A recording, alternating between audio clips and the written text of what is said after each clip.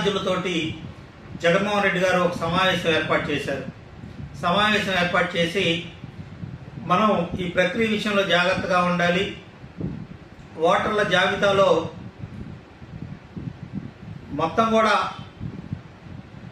మనకు వ్యతిరేకంగా జరిగే అవకాశం ఉంది. ఒక్కొక్క ఊరికి 50 ఓట్ల చొప్పున తీసేసినా కూడా మనం నష్టపోతాం. నియోజకవర్గం మొత్తం మీద ఒక 5,000 ఓట్లు పోతే మనం ఓడిపోతాం. కాబట్టి జాగ్రత్తగా ఉండాలి. ఇంకా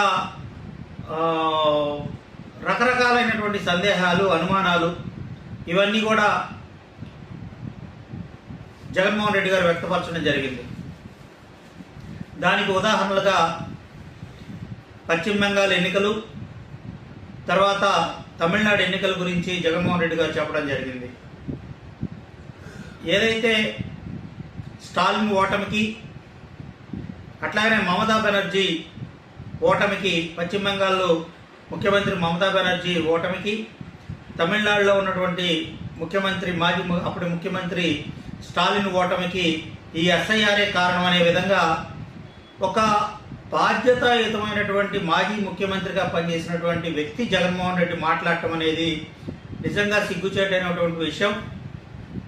ఇది సమగ్రంగా ఓటర్ జాబితా ప్రక్షాళన చేసేటువంటి ఒక మంచి కార్యక్రమాన్ని ఎన్నికల కమిషన్ చేపడితే దీన్ని అత్యంత దుర్మార్గంగా జగన్మోహన్ రెడ్డి వ్యతిరేకించడాన్ని నవతరం పార్టీ నుండి తీవ్రంగా ఖండిస్తూ ఉన్నాం.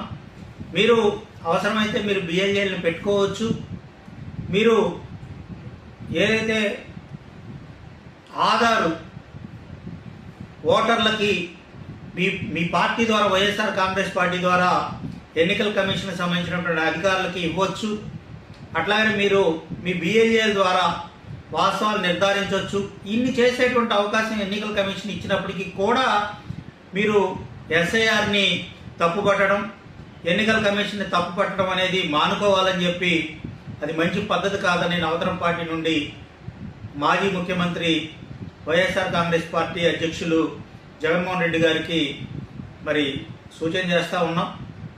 మీరు రాజ్యాంగబద్ధంగా ఉండేటువంటి ఎన్నికల కమిషన్ పట్ల మీరు ఈ విధమైనటువంటి సందేహాలు వెలిబుచ్చడం అనేది మీ యొక్క అవగాహన రాహిత్యానికి అద్దం పడతా ఉందని చెప్పి కూడా ఈ సందర్భంగా తెలియజేస్తూ, మరి ఏదైతే ఎన్నికల కమిషన్ ఉందో, కేంద్ర ఎన్నికల సంఘం కానీ, రాష్ట్ర ఎన్నికల కమిషన్ కానీ, వీళ్ళందరికీ కూడా నవతరం పార్టీ నుండి ఎస్ఐఆర్ చేపట్టినందుకు మనస్ఫూర్తిగా, హృదయపూర్వకంగా ధన్యవాదాలు తెలియజేస్తూ సెలవు తీసుకుంటా ఉన్నా. మీ రావు సుబ్రహ్మణ్యం.